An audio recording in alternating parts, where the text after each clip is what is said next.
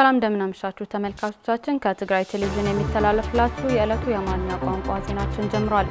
ዜናዎቹ በመምራት ማህሌት ጸጋብ ቆያለሁ። በቅድሚያ በትግራይ ህዝብ ላይ በተካሄደው ጄኖሳይድ ጦርነት ምክንያት ላለፉት 6 ዓመታት በስቃይና በመከራ የሚገኙ ተፈናቃዮች አሁን የኢትዮጵያ መንግስት የቀጠለው የጄኖሳይድ እቅድ ለማሳካት የጣለው ክልከላ ወደ ባሰ ችግር እንደዳረጋቸው ተናገሩ። ስድስተኛው ክረምት በኬንዳ ልናሳልፍ አይገባም ሲሉ ተፈናቃዮች በድምጽ አልባ ጄኖሳይድ ቁጭ ብሎ ክረምት በአንድነት እንመለከታለን ሲሉ ተናግረዋል። ሰለሞን አስመላሽ የኢትዮጵያ መንግስት በትግራይ ህዝብ ላይ ባካሄደው ጄኖሳይዳዊ ጦርነት ምክንያት ላለፉት 6 ዓመታት ረሃብ፣ ችግርና ሞት የተፈራረቀባቸው ተፈናቃይ ወገኖች አሁንም በከፍተኛ የህልውና አደጋ ላይ እንደሚገኙ በመቀለ ዓዲ ሁለተኛ ደረጃ ትምህርት ቤት የተጠለሉ ወገኖች ገለጹም። ሰማ ሞተናሎ ጠሚሎ ሐምምሎ መድኃኒት ሲኢና ህክምና የለኝ። እኔ የ84 ዕድሜ ሽማግሌ ነኝ። በዚህ ዕድሜ ከቤት የተፈናቅዬ ለ6 ዓመታት በህመም በረሃብና በስቃይ ነው የሚገኘው። እዚህ መጠለያ ጣቢያ በርካታ ሰዎች በረሃብና በሽታ ረግፈዋል። እዚህ ከመጣን ያገኘነው ነገር የለም። ህልውናችን አደጋ ውስጥ ነው ያለው። ኣብ ሓደ ገዛ ንቕመጥ ኣለና ሸሞንተ ገባር ኣብ ሓንቲ ገዛ አይና ኒና ሕማም ተመጽዩ በአንዲት ጠባብ ኬንዳ 8 አባወራ ነው የምንኖረው። በተለያዩ በሽታዎች በረሃብና በችግር ምክንያት እያለቅን ነው። የሚደርስልን የለም። በጣም በከፍተኛ የህይወት ውጣ ውረድ ውስጥ ነው ያለነው። ሁኔታው በጣም አስከፊ ነው ያለው። አሁን 3ኛ ክረምት አንከርምም ብለን ሰልፍ ወጥተናል። 5ኛም ብለናል። አሁን 6ኛ ክረምት እየሄደ ነው ያለው። ችግር ከዚህ በጣም ብዙ ችግር አለ። ራሱ የጤና የመድኃኒት አቅርቦትም የለም። የቤት የመኖሪያ በኬንዳ ላይ ብዙ በሽታ አለ። ሰው መሬት ነው የሚተኛ። በሽተኛ መድኃኒት ተጠቃሚ ብዙ ሰው አለ። ጤናማ የነበረ ሰው እንኳን አሁን የደም ግፊት ምናምን የኩላሊት ምናምን ብዙ ችግር እያደረሰበት ነው ያለና አሁን ከጊዜ ወደ ጊዜ እንትን ችግሩ እየገፋ ነው የሚሄዳለ እየተበራከተ እየሄደ ብዙ ችግር አለ። ያው እንደሚታወቀው እዚህ አካባቢያችን አለው እስከ ጅብ መበላት ደርሶ ያለ የምዕራብ ተፈናቃይ ያለው እስከ የበረሃ አውሬ ለሰው እንደ እንትን የሚበላበት ሁኔታ ነው ያለና ብዙ ችግር ነው ያለብን። እዚህ ታቅርቦት የለም። በሱ ምክንያት ብዙ ሰው ሞቷል። እነዚህ ተፈናቃይ ወገኖች የኢትዮጵያ መንግስት የጀመረው የጄኖሳይድ እቅድ ለማሳካት የጣለው ክልከላ ወደ ባሰ ችግር እንደከተታቸውም ይናገራሉ። ነዳድ የለይ መጨረሻው ናይ ተምህርቲ ልምዕጻውስ አበይ ዓዲ ተገይኒ ተርኢ ይፈልጥ። የኢትዮጵያ መንግስት ይባስ ብሎ አሁን ጥሬ ገንዘብ፣ መድኃኒትና ነዳጅ በመከልከሉ የዚህ አካባቢ ሰው ካለችው እያካፈለን የነበረውም ለራሱ በከፍተኛ ችግር ወድቆ የእኛን ችግር ተባብሶ እንዲቀጥል እያደረገ ነው። መንግስት ትምህርት ቤቶች እንዲዘጉና ተማሪዎች እንዳይማሩ ሲያደርግ ይህ ታይቶም ተሰምቶም አይታወቅም። እና መቀለ አዋጺ የቡዱ ሃምና ወትራ ከይረደና መቀለ ከይረደና ግና ባንክ ተዓጽዩ ሕክምና ተዓጽዩ የመቀለ ነዋሪ ካለበት እንደቀድሞ እንዳይረዳንም እንኳን የኢትዮጵያ መንግስት ሆን ብሎ ባኖረው ክልከላ ምክንያት መንግስት ሰራተኛው ደሞዝ የለው፣ አስተማሪዎች ያግዙን ነበር። አሁን ለራሳቸው በችግር ላይ ነው ያሉት። በምንም የኖር ነው እስካሁን ማህበረሰብ እዚህ ያለው ማህበረሰብ ነው። የመንግስት ሰራተኞች፣ አንዳንድ ባለሀብት ነጋዴዎች በዚህ አውደ ዓመት ሲመጣም አንዳንድ ነገር ለሕክምና ለምግብ ለወጥ ምናምን ለሽጉርት ለበርበሬ ይሁላ ሲያመጡልን ነበር። አሁን ይቅርና ለኛ ለራሳቸውም የሚወሉበት የለም። አሁን ብር ያለ ባንክ ላይ ያለው መውጣት የለም። አሁን በእኛ ላይ ተጨማሪ በቃ ከሁለት 3 እየተደራረበ የነሱም ጫናም ደግሞ ተደርጎ አሁን ለራሳቸው መሆን አልቻለም። በፕሪቶሪያው የሰላም ስምምነት መሰረት ወደ ቀያቸው ለመመለስ የነበራቸው ተስፋ እየተሟጠጠ መሆኑ የገለጹት እነዚህ ተፈናቃይ ወገኖች የኢትዮጵያ መንግስት የትግራይ ህዝብ ከገጸ መሬት ለማጥፋት ያቀደው የጥፋት ሴራ በመተው ወደ ቀያቸው እንዲመልሳቸውም ጥሪ አቅርበዋል። 6ኛ ክረምት በኬንዳ ልናሳልፍ አይገባም ያሉ ተፈናቃዮች ወገኖቹ በድምፅ አልባ ጄኖሳይድ ቁጭ ብሎ ከመሞት በአንድነት እንመክታለን ሲሉም ተናግረዋል። شاخرم تخارمناس شاي دما خذ كن خارم دينا عين خارمي بزيا يتخرمنا كن ولينا ስድስተኛ ክረምት እዚህ አንከርምም። መሄድ አለብን። ዝም ብለን አንሞትም። በአንድነት በመቆም ህልውናችን ልናረጋግጥ ይገባል። ሻርሻይ ክረምት ደግሞ 5 ዓመት ሐለ አምስተኛ ክረምት በመከራ አሳለፈን። አሁን ስድስተኛ ክረምት እዚህ ማሳለፍ አንፈልግም። ወደ ቀያችን ገብተን አርሰንና ሰርተን መብላት ነው የምንፈልገው። የሰው ፊትና መለመን ሰልችቶናል። እግሩን አጣምሮ እንዴት ብሎ ዝም ማለት ይቻላል? ሌላ አማራጭ መፈለግ ይቻላል። እኛ ምንለው አሁን እኮ አምናም አምስተኛ ክረምት አንከርምም ብለናል። ሰልፍ ወጥተናል በተረጋጋሚ ከጊዜያው መንግስት ሄደንም ትሄዳላችሁ አትከርሙም እዚህ ቅርብ ጊዜ ተራራርተናል ትመላሳላችሁ ምናምን ጥሩ ተስፋ ተሰጥተን ነበርና ምክንያቱም ራሳችን ያወሩት ነገር ሊሆን ይችላል። እኛ ይሄ ተስፋ ይዘናል። አሁንም ብዙ ጊዜ ሄደናል፣ መልስ የለም። ለዚህ ዝም ብሎ ህዝቡ ከመፈጀት ህዝቡ ከመጥፋት ሌላ አማራጭ መጠቀም ነው ያለበት። አሁን እጃችን አጣምረው ዝም ብሎ እኛ ሊያየና እኛን አንመኝም። የሆነ አማራጭ አለ። አማራጭ የሚመራው መንግስት አለ፣ ጊዜያው አስተዳደር አለ፣ ሌላም አሉ። አማራጭ አለ። ይሄንን ያዋጣል የሚሉት ነገር መውሰድ ነው ያለበት።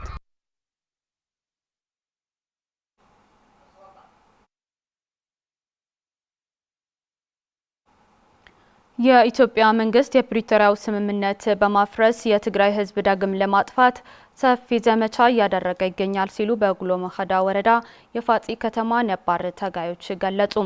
አሁን ያለንበት ጊዜ ወሳኝ መድረክ ነው ያሉት ነባር ታጋዮች ተፈናቃይ ህዝብ ወደ ቦታው ለመመለስ የትግራይ ግዛታዊ አንድነት ለማረጋገጥ መላ ህዝብ አንድነቱ ሊያጠናክር ይገባል ሲሉም ጥሪያቸው አቅርበዋል።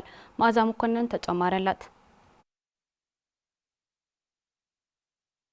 የኢትዮጵያ መንግስት በ2013 ዓ.ም በትግራይ ህዝብ ላይ የፈጸመውን ጄኖሳይድ ከፕሪቶሪያው ስምምነት በኋላም ቢሆን በሁሉም መስክ የትግራይ ህዝብ ክልከላዎችን በማኖር ግፉን አጠናክሮ ቀጥሎበት ይገኛል። የትግራይ ህዝብ የፕሪቶሪያውን ስምምነት ተግባራዊ በማድረግ እስካሁን ያሉትን ጥያቄዎች በሰላማዊ መንገድ እየጠየቀ መጥቷል።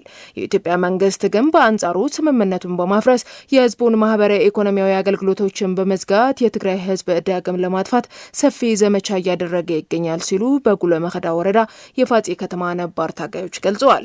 ለድሕሪት ክንምለስ ልማዓትናውን ክጠፍእ ወደ ኋላ እንድንመለስ እንዳንለማና እንዳንለወጥ ሁሌም ዝቅ ብለን እንድንኖር በኢኮኖሚ ሆነ በቴክኖሎጂ በትምህርት ወደ ኋላ እንድንጎተት ሆን ተብሎ ነው እየተሰራ ያለው። አሁን ላይ የጥይት ድምጽ ብቻ ነው የማንሰማው እንጂ በትግራይ ህዝብ ላይ እየደረሰ ያለው በደል አሁንም እንደቀጠለ ነው። ጥይት ድምጽ ተጣውል ዘለንበር እቲ ሞት ትኹይናት ጦርነት አሁን በትግራይ የጥይት ድምጽ ብቻ ነው የቆመው እንጂ አሁንም መከራው ቀጥለዋል። ህዝቡ የደሞዝ፣ የነዳጅ፣ የበጀትና መድኃኒት በመከልከል በከባድ መከራ እንዲያልፍና እንዲያልቅ ነው እየተደረገ ያለው። በኢትዮጵያ መንግስት በየጊዜው እየተፈጸመ ያለው ግፍና በደል ማብቃት አለበት የሚሉት ነባር ታጋዮቹ ይህም ህዝቡ አንድነቱን በማጠናከር ሊሆን ይገባልም ብለዋል። ኮነ ኢሎም እዮም ትግራይ ታ ምዕራብ በርን ተረኺባ ዝኣቱ ዝወጽ እንተሊዋ ክትዓቢያ ትግራይ የለውጥ መንገድ ካገኘች ህዝቡን መያዝ አንችልም መግዛትም አንችልም በሚል ሆን ተብሎ እየተሰራ ነው ያለው። ስለሆነም በትግራይ ህዝብ ላይ እየደረሰ ያለው በደል በሌሎች ህዝቦችም እየተደረገ ያለ በመሆኑ የጋራ ትግል ማድረግ ይገባል። ተሰላም በሓደ ወገን ኮይና አይትምላል ምክንያቱ ትናትካ ተጸራርውን ሰላም ዝደልን ተዝኸውን ጽቦ ነይሩ። አንድ ወገን ብቻ ሰላም ስላለ ሰላም ማምጣት አይቻልም። በሁሉም ወገን ሰላም ፈላጊ መኖር አለበት። የኢትዮጵያ መንግስት ይህንን አይፈልግም። ህዝባችን ከቀየው ተፈናቅሎ በብርድና በፀሐይ የስቃይ ህይወት እያሳለፈ ነው ያለው። ይህ ማብቃት አለበት። ለዚህም መላው የትግራይ ህዝብ አንድነቱን ማጠናከር ይገባል። አሁን ያለንበት ጊዜ ወሳኝ መድረክ ነው የሚሉት አስተያየት ሰጪዎቹ የተፈናቀለው ህዝብ ወደ ቦታው ለመመለስ የትግራይ ግዛታዊ አንድነት ለማረጋገጥ ህዝቡ ኃላፊነቱ እንዲወጣም ጥሪ አቅርበዋል። ተዓድን ተዚሃልያ ትርጉም ይህልውን ማለት ነው። ስለዚህ አዱ ሒዙ ሀፍትን ተሊውን ሀገር ከሌለች ህዝብ የለም። ንብረት፣ ሀብት፣ ቤተሰብ ማፍራት የሚቻለው ሀገር ሲኖር ነው። ስለሆነም በሀገራችን ሆነን የትግራይ ህዝብ አጋጥሞት ያለው አደጋ በጋራ መመከት ይገባል። ደሞዝ ከልኪሎም ክንድንቁር መንእሰይ ከስደት ደሞዝን በመከልከል ህዝቡ እንዲራብ፣ ወጣቱ እንዲሰደድና ተፈናቃይ ህዝባችንም በኬንዳ እንዲሞት አጠቃላይ የትግራይ ህዝብ ታሪኩ እንዲጠፋ ነው እየተደረገ ያለው።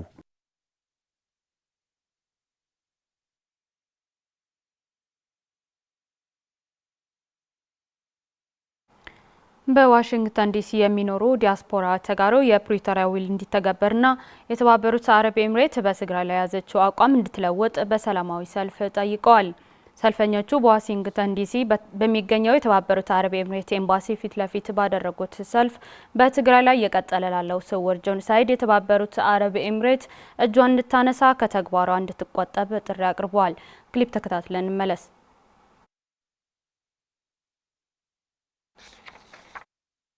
share budget and we are here asking you to support for peace in Tigray, to support reconciliation for Tigray. Tigray needs peace. Tigray needs its allocation from Ethiopia. It is fair share budget in Tigray, but we don't want another war. But he is preparing for another war. Ambassador Yusuf, here we are again because the Ethiopian government did a genocide in Tigray and you assisted financially. You gave him the drones and he used for the genocide in Tigray. And we are here to ask you stop supporting the genocide in Tigray. የትግራይ ትምህርት ቢሮ ከዘሩ ቢዝነስ ግሩፕ እንዲሁም ትግራይ ቴሌቪዥን ጋር በመተባበር ከመላው ትግራይ አካባቢዎች የተወጣጡ ብቃት ያላቸው የአስተማሪዎች ሽልማት እንደሚሰጥ ተገለጸ።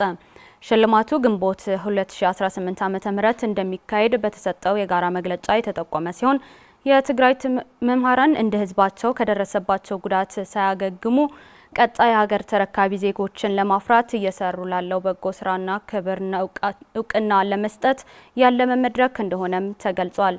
ፍሬዎት ወልደመድን ተጨማሪ አላት። ከአምናው የቀጠለ የአመቱ ምርጥ አስተማሪዎች ሽልማት ዘንድሮም በወርሃ ግንቦት እንደሚካሄድ የትግራይ ትምህርት ቢሮ ዘርኡ ቢዝነስ ግሩፕና የትግራይ ቴሌቪዥን በጋራ በሰጡት ማብራሪያ ገልጸዋል። የትግራይ መምህራን እንደ ህዝባቸው ከደረሰባቸው ጉዳት ሳያገግሙ ቀጣይ ሀገር ተረካቢ ዜጎችን ለማፍራት እየሰሩ መሆናቸውን በመግለጽ ለዚህም ክብርና እውቅና መስጠት እንደሚገባ የትግራይ ትምህርት ቢሮ ኃላፊ ዶክተር ኪሮስ ጉዑሽ ገልጸዋል። የአመቱ ምርጥ መምህራን ሽልማት በዘርኡ በሚል መሪ ሀሳብ ከአምናው የቀጠለ ሽልማት እንደተዘጋጀ በመግለጽ በዚህ ሽልማት መድረክም ከመላው ትግራይ የተወጣጡ 200 የሚጠጉ ምርጥ መምህራን ተሸላሚ እንደሚሆኑም ገልጸዋል። መምህራን ኩሉ አይነት ጸገም ጸይሮም ዝሰርሑ ዘለው መምህራን የትግራይ መምህራን የደረሰባቸውን ሁሉም አይነት ችግሮችን ተሸክመው ብልጫ እያሳዩ ያሉ መምህራንን መሸለም የመምህራንን ክብርና እውቅና መስጠት ነው። ይህ ብቻ አይደለም። መምህራኑ በሚደረግላቸው ሽልማትና እውቅና በራሳቸው ላይ የበለጠ ተነሳሽነት እንዲኖራቸው ያለመ ነው። በዚህ የሽልማት መድረክ ከተለያዩ የትግራይ አካባቢዎች የተወጣጡ ወደ 200 የሚጠጉ ምርጥ መምህራን ተሸላሚ ይሆናሉ። ይህ የሽልማት ፕሮግራም ግቡ ላይ እንዲደርስ የተለያዩ አካላት እየተሳተፉበት ነው። በዚህ ሂደት የትግራይ ትምህርት ቢሮ የመለያ መስፈርት በማዘጋጀት የምርጫ ሂደቱ የሚከታተል የቅሬታ ሰሚ የሚፈታ ኮሚቴ በማቋቋም ኃላፊነት በመውሰድ እንደሚሰራም ገልጸዋል። ኣብዚ 2018 ዘመነ ትምህርቲ በብወረድኡ ንዝሽለሙ የዘንድሮ የሽልማት መርሃ ግብር ላይ ከየወረዳው ተሸላሚ የሚሆኑ የትምህርት ተቋማትና መምህራን ተለይተው ወደ ክልል ተልከዋል። በዚህ ሂደት ኮሚቴዎች ተቋቁመው ወደ ስራ የተገባበት ሁኔታ ነው ያለው። በውድድሩም ከአምናው በተለየ የመንግስት ትምህርት ቤቶች ብቻ ሳይሆን የግል ትምህርት ቤቶችም ያካተተ ነው። የትግራይ የትምህርት አምባሳደር የዘርኡ ቢዝነስ ግሩፕ ባለቤት የሆኑት አቶ ዘርኡ ገብረ ሊባኖስ በከባድ ችግር ላይ ሆነው ለግል ህይወታቸው ሳይሳሱ ዜጎቻቸውን ለማነጽ ከባድ መስዋዕትነት እየከፈሉ ያሉ የትግራይ መምህራን የላቀ ክብርና አድናቆት እንዳላቸው በመግለጽ እነዚህ መምህራን ዜጎች በትምህርት እጦት ምክንያት ከትምህርት ገበታ እንዳይርቁ እያደረጉት ላለው በጎ ተግባር እውቅናና ሽልማት መስጠት አስፈላጊ በመሆኑ ይህ የሽልማት መርሃ ግብር በየአመቱ የሚቀጥል እንደሆነም ተናግረዋል። ኣብ ክሊ ሽግር ኮይኖም ብዝተኸኣለ መንገዲ እውቀት ንምሃብ ለይትን ቀትርን በችግር ላይ ሆነው በተቻላቸው አቅም የራሳቸው ኑሮ ትተው ትውልድ እንዳይባክን ለተቀን እየለፉ የሚገኙ የትግራይ መምህራን ለማበረታት በማለም ነው ይህ የሽልማት መድረክ የተዘጋጀው። ይህ እውን እንዲሆን ደግሞ የትግራይ ትምህርት ቢሮ ቀዳሚውን በመውሰድ ይህንን እድል እንዲመቻች ላደረገው ስራ ከልብ ማመስገን እንወዳለን። ይህ የሽልማት መድረክም በቀጣይ ከፍ ብሎ እንዲመጣ ሌሎችም ድጋፍ ሊያደርጉ ይገባል። መምህራንን የማታከብር ሀገር ልትከበር አትችልም ያሉት ደግሞ የትግራይ ቴሌቪዥን ምክትል ስራ አስኪያጅ አቶ አፈወርቅ ገብረ ህይወት የትግራይ ቴሌቪዥን ይህን የሽልማት ሂደት በሬዲዮ ቴሌቪዥንና የማህበራዊ ሚዲያ ሽፋን እንደሚሰጡም ተናግረዋል። መከራዋን አፍቲ ጸቢብ ጊዜ ፍትህማቅ ጊዜ በችግርና በመከራ ጊዜ እንደ ህዝባቸው ተቸግረው ከባድ መከራን ያሳለፉ መምህራን የቀጣይ የትግራይ እድልን አጉልተው የሚያሳዩ በመሆናቸው ለነዚህ እውቅና መስጠት ትልቅ ስራ ነው። ምክንያቱም ቀጣይ በጉጉት የምንጠብቃትን ትግራይ እንድናያት የራሳቸው የሆነ ሚና አላቸው። መምህር መከበር አለበት። መምህርን የማታከብር ሀገር ተከብራ አታውቅም። ስለዚህ መምህር መከበር ይገባዋል። ይህ እውን እንዲሆንም የትግራይ ቴሌቪዥን በተለያየ የመገናኛ አውታሮች በቀጥታ የሚያስተላልፍ ይሆናል። በመጨረሻም የውጭ ዜና። የሱዳን ተፋላሚ ኃይሎች ጦርነት ለማቆምና ዓለም አቀፋዊ ሰብአዊ እርዳታ ለማዳረስ ተባባሪ መሆናቸው ተገለጸ። የሱዳን ፈጣን ድጋፍ ሰጪ ኃይሎች RSF አዛዥ መሐመድ ሐምዳን ደጋሎ ሄምቲ ከተባበሩት መንግስታት ድርጅት ዋና ጸሐፊ ልዩ መልእክተኛ ፔካ ሃቪስቶ ጋር ባደረጉት ውይይት ጦርነት ለማቆምና በግጭቱ ለተጎዱ አካባቢዎች ሁሉ ሰብአዊ እርዳታ እንዲዳረስ ለመተባበር ዝግጁ መሆናቸው ገልጿል። ኃይለ ኪሮስ ወልዳይ ዝርዝር አለው።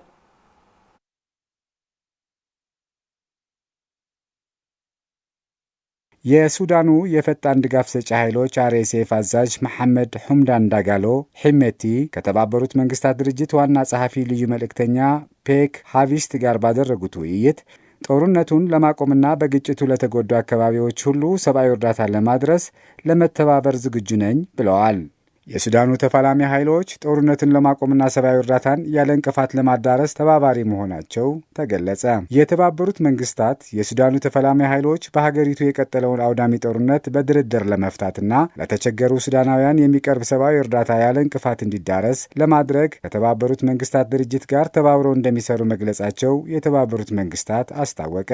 የተባበሩት መንግስታት ዋና ጸሐፊ መልእክተኛ ፔካ ሃቪስቶ ከሱዳን ሉዓላዊ ምክር ቤት ዋና ጸሐፊ በካርቱም እንዲሁም ከፈጥኖ ደራሽ ኃይሎች ኃላፊ በናይሮቢ ኬንያ ተገናኝተው መምከራቸው የጠቀሰው የተባበሩት መንግስታት ድርጅት ሁለቱም ወገኖች ጦርነትን ለማስቆምና በሀገሪቱ የተፈጠረውን ግጭት ለተጎዱ አካባቢዎች ሰብአዊ እርዳታ ለማድረስ ምቹ ሁኔታ ለመፍጠር ዝግጁ መሆናቸውም አሳውቀዋል።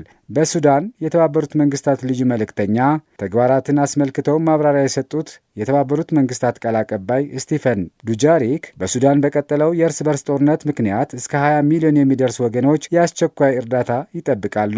ከ2.9 ቢሊዮን ዶላር በላይ የሰብአዊ እርዳታ የሚያስፈልገው የሱዳን ህዝብ ስቃይ ለመፍታትና የሀገሪቱ ያለው ደም አፋሳሽ ጦርነት እልባት ለማግኘት ተልእኮን ይዘው የተንቀሳቀሱ ልዩ መልእክተኛው ከሁለቱም ተፋላሚዎች አወንታዊ ግብረ መልስ እንዳገኙም አስረድተዋል። የተባበሩት መንግስታት ልዩ ልዑክ ፒካ ሃቪስቶን ባለፈው ሳምንት በሱዳን ዋና ከተማ ካርቱም ከሱዳን ሰራዊት ዋና አዛዥና የሉዓላዊ ምክር ቤት ኃላፊ አብደልፋታህ አልቡርሃን ጋር ባደረጉት ውይይት ጦርነቱን ለማስቆም የሚደረገው ዓለም አቀፍ ጥረት ላይ መወያየታቸው የተባበሩት መንግስታት ጋዜጣዊ መግለጫ ላይ ተመላክተዋል። ከልዩ መልእክተኛው ጋር በአካል በመገናኘት ገንቢ ውይይቶች እንዳደረጉ በማህበራዊ ትስስር ገጻቸው ያሳወቁት የፈጥኖ ደራሽ ኃይሎች አዛዥ ሐምዳን ደጋሎ ሐሚቲ በፖለቲካዊ የደህንነት እድገቶችና በሰብአዊ ሁኔታ መምከራቸው በመጠቆም በሱዳን ሰላም ለማምጣት ከተባበሩት መንግስታት ጋር ተባብረው እንደሚሰሩ ማሳወቃቸውም አሽራቅ አልወጥ ዘግበዋል። በሱዳን ሰላማዊ ዜጎች ላይ የደረሰው ግፍና የሰብአዊ መብት ጥሰት በተመለከተ ግልጽና ፍትሐዊ የሆነ ምርመራ ማድረግ